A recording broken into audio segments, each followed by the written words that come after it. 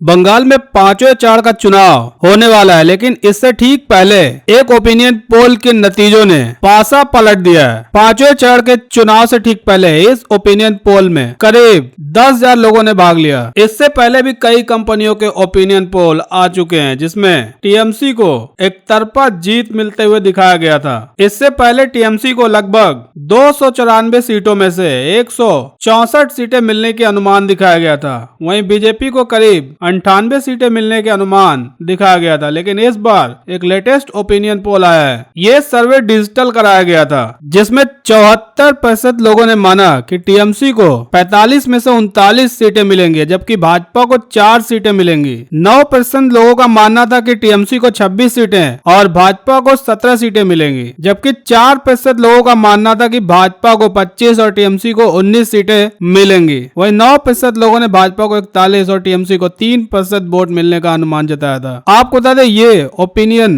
Digital कराया गया था, जिसमें टीएमसी को जबरदस्त बढ़त मिलती हुई दिखाई दे रही है। इससे पहले दूसरे और तीसरे चरण के बाद भी एक डिजिटल सर्वे कराया गया था, जिसमें टीएमसी को बम्पर जीत मिलते हुए दिखाई दिया था। तीसरे चरण के 31 सीटों के चुनाव खत्म होने के बाद एक डिजिटल सर्वे में 74% लोगों ने माना था कि टीएमसी को 31 में से 28 सीटें और बीजेपी को 31 में से 3 सीटें मिल सकती हैं। वहीं 15% लोगों ने माना था कि बीजेपी को 10 और टीएमसी को 19 सीटें मिलने का अनुमान है। दूसरे चरण की चुनाव खत्म होने के बाद भी एक डिजिटल सर्वे आया था, जिसमें 81% लोगों ने माना था कि टीएमसी को 27 सीटें और बीजेपी को 3 सीटें मिल सकती हैं। दूसरे चरण के चुनाव में 30 सीटों के लिए चुनाव हो रहा था। इन सब आंकड़ों और ओपिनियन पोल को देखकर यही कहा जा सकता है कि बंगाल में ममता बनर्जी फिर से हैट्रिक लगा सकती हैं और टीएमसी बंगाल में एक तरफा जीतेगी। आपको बता दें, पांचवा चरण टीएमसी की मुखिया ममता बनर्जी और भारतीय जनता पार्टी दोनों के लिए खास है। ममता के लिए इसलिए भी खास है क्योंकि 2016 के विधानसभा चुनाव में पार्टी ने इन 45 में से 32 सीटों पर जीत दर्ज की थी। बीजेपी के लिए इसलिए खास है क्योंकि इस चरण में उत्तर 24 परगना और उत्तर बंगाल के पहाड़ी क्षेत्रों में वोटिंग होनी है, जहां लोकसभा चुनाव के दौरान पार्टी को शानदार प्रदर्शन किया था।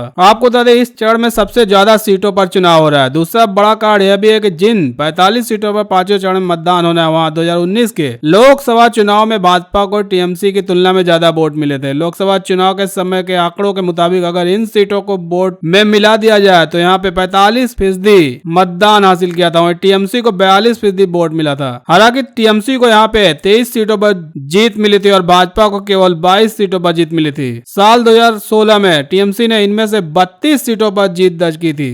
वहीं दूसरी तरफ पहले बीजेपी नेता की कार में ईवीएम मिला था और अब कैश मिला है, जिससे हड़कंप मच गया है। जी हाँ, दमोह में उपचुनाव के एक दिन पहले शिवराज कैबिनेट में मंत्री भूपेंद्र सिंह की कार में करोड़ों रुपए मिलने की बात सामने आई है, जिसको लेकर पूर्व मुख्यमंत्री कमलनाथ ने भाजपा पर जोरदार हमला बोला। उन्होंने कहा कि आज दमोह की जनता ने करोड़ों रुपए से भरी हुई एक मंत्री की गाड़ी पकड़ी है। बीजेपी को जनता का समर्थन नहीं है, इसलिए धन के दुरुपयोग से ये चुनाव जीतना चाहते हैं। मैं पुलिस प्रशासन को स्पष्ट संदेश देना चाहता हूं कि कल के बाद परसों भी आता है, आप अपनी वर्दी और अपनी शपथ का इज्जत कीजिए। ऐसा पहली बार नहीं हुआ कि इससे पहले भी असम में बीजेपी उम्मीदवार की कार से ईवीएम मिली थी, तब भी जमकर हंगामा मचा था। कांग्रेस में राहुल गांधी से लेकर प्रियंका गांधी समेत तमाम नेताओं ने भाजपा पर चुनाव में हेर फेर के आरोप लगाए थे, तो वहीं चुनाव आयोग की विश्वसनीयता पर भी सवाल खड़े किए गए थे। इस बार भी दमोह में चुनाव से महज एक दिन पहले एक कार से करोड़ों रुपए कैश मिले हैं और बताया जा रहा है कि यह कार शिवराज सरकार के मंत्री भूपेंद्र सिंह की है। कांग्रेस की तरफ से अक्सर ये बात कही जा रही है कि ऐसे मामलों में बीजेपी नेताओं का ही कार क्यों सामने आती है। आपको बता दें, चुनाव से एन वक्त पहले ही कार में पैसे मिलने से प्रदेश की सियासत में हड़कंप मचा हुआ है। कांग्रेस सीधे तौर पर बीजेपी पर आरोप लगा रही है कि बीजेपी पैसों के दम पर चुनाव जीतने की कोशिश में लगी हुई है। हालांकि अब देखना होगा कि मामले में सामने क्या आता है। वहीं दूसरी तरफ ममता बनर्जी ने इलेक्शन कमीशन से गुजरातियों को बंगाल आने पर रोक लगाने के लिए अपील की है। जी हां, पश्चिम बंगाल के मुख्यमंत्री और टीएमसी के अध्यक्ष ममता बनर्जी ने एक रैली में बंगाल में कोरोना के बढ़ते मामलों के लिए बाहरी लोगों को जिम्मेदार ठहराया। बीजेपी प्रचार के लिए बाहर से लोगों को ला रही है और उनका कोरोना टेस्ट भी नहीं हो रहा है। मैं चुनाव आयोग से आग्रह करूंगी कि वह इस पर रोक लगाए। उन्होंने कहा कि बीजेपी ने प्रचार से मुझे रोकने के लिए मेरे पैरों को निशाना बनाया, लेकिन लोगों के आशीर्वाद से मैं उन्हें गलत साबित कर दिया। उन्होंने कहा कि प्रधानमंत्री नरेंद्र मोदी की चुनावी रैलियों के लिए सामियाने लगवाने के लिए बीजेपी कोरोना से बुरी तरह से प्रभावित गुजरात जैसे राज्यों से लोगों को लेकर आई है।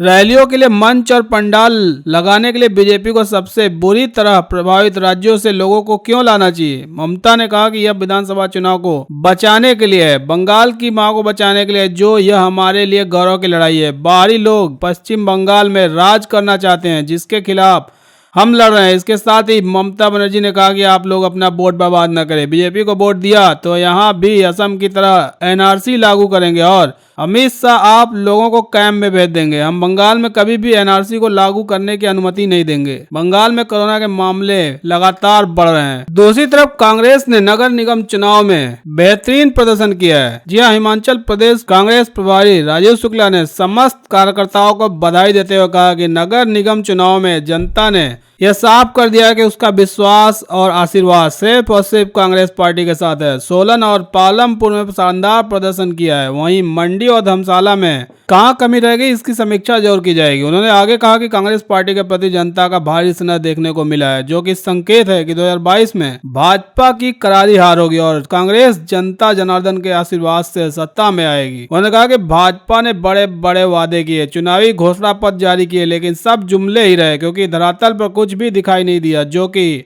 घोषणा पत्र में चिन्हित किया गया था। यही कारण है कि भाजपा सरकार पर जनता का भरोसा उठ चुका है, क्योंकि जनता जागरूक हो चुकी है और उन्हें जुमले और धरातल के बीच का फर्क मालूम हो गया है। आने वाले फतेहपुर व मंडी विधानसभा उपचुनाव में जमीनी स्तर पर कार्य होगा। अब उन्हीं मुद्दों की बात होगी जो वास्तविकता और जमीनी स्तर से जुड़े हैं और भाजपा के झूठे प्रचार का भी हम मुंहतोड़ जवाब देंगे। उन्होंने आगे कहा कि आज की तारीख में भाजपा की तानाशाही नीतियों और झूठे वादों और डबल इंजन के जुमले से जवान, किसान, आम जनता, युवा, महिलाएं और हर वर्ग पूर्णतः परेशान व बेवजह की बढ़ती महंगाई से आज सारा समाज त्रस्त है। उन्होंने कहा कि आप सब अपनी कमर कस ले और मजबूती से संगठन के सिद्धांतों को जनता तक पहुंचाने का कार्य करें। वहीं शिवराज सरकार पर पूर्व मुख्यमंत्री कमलनाथ ने बहुत बड़ा आरोप लगा दिया है। उन्होंने कहा कि प्रदेश में स्थिति गंभीर है, लेकिन बचाव के लिए सरकार के पास कोई विजन नहीं है, क्योंकि कोई प्लानिंग नहीं की गई। कोरोना से सरकारी आंकड़ों में भी घोटाला हो रहा है और छुपाया जा रहा है। सरकार अब अपनी नाकामी छुपाने में लगी है। कोरोना को हराने के लिए सैंपल टेस्ट रिपोर्ट समय पर आना चाहिए, ताकि संक्रमण की चेन को तोड़ा जा सके। प्रदेश में कोई एक ऐसा अस्पताल बताया जहां ऑक्सीजन, इंजेक्शन और इलाज का पूरा प्रबंध हो। इसी के साथ उन्होंने आगे कहा कि शिवराज सरकार ने सितंबर 2020 में 19 ऑक्सीजन के प्लांट लगाने की घोषणा की थी, जिसके शुरू होने को लेकर फरवरी 2021 तक